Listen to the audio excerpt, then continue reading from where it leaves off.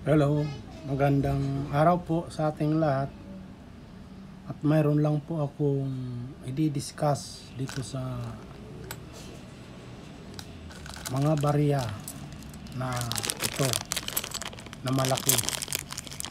May nagdala po nito sa akin kahapon. Romeo Silis po ng Cabuyao, Laguna. Siya po ang nagdala nito. Nagulat na lang po ako dahil ang akala niya ito ay binibili ko. Nagkakamali po siya. Ito po ay hindi binibili. Common coin lang po ito. Nagdala siya ng 7 nito na malalaki.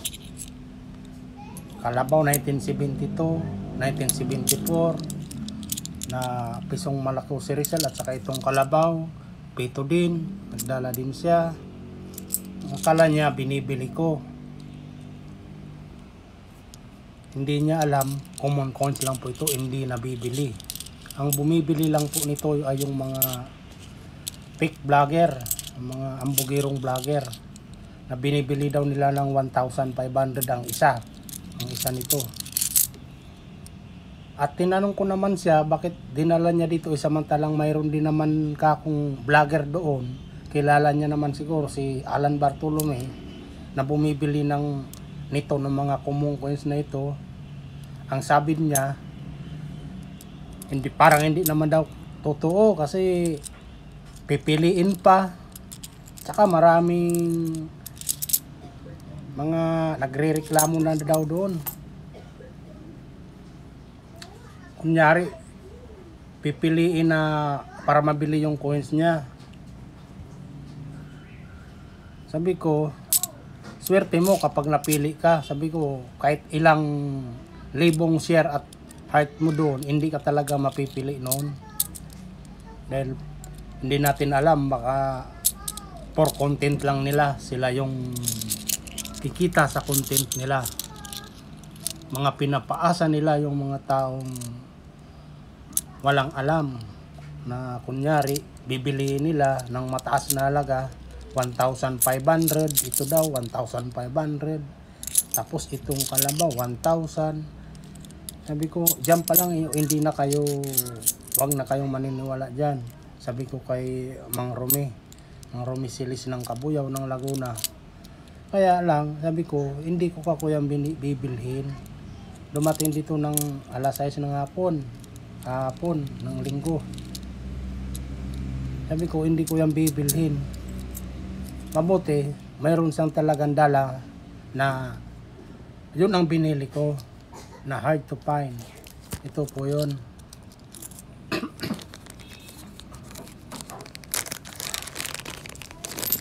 Ito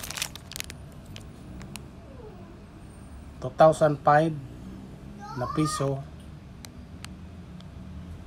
at saka 2006 na BSP piso. Yan po ang binili ko sa kanya. Ito.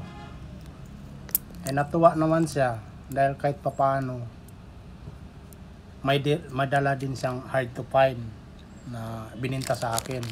Kaya salamat sa iyo, Mang Romy. Sana makahanap ka pa dyan ng mga ganito at huwag kayong mahihiya na dalhin ulit dito sa akin dahil nagkakasundo naman tayo sa presyo ng ganito. Ito po, binili ko sa kanya ng mahal. Natuwa naman po siya, nagpasalamat dahil ang akala daw niya mas mahal, mas malaki yung makukuha niya dito. Kasi marami nga ito 14 piraso 1,000, yung 7 piraso tigwa 1,000, 7,000 na ito. Ay itong 7 din na tigwa 1,500 na pisong kwan, sabi nila 1,500 daw. Ay ang laki na daw sana ng pera nito.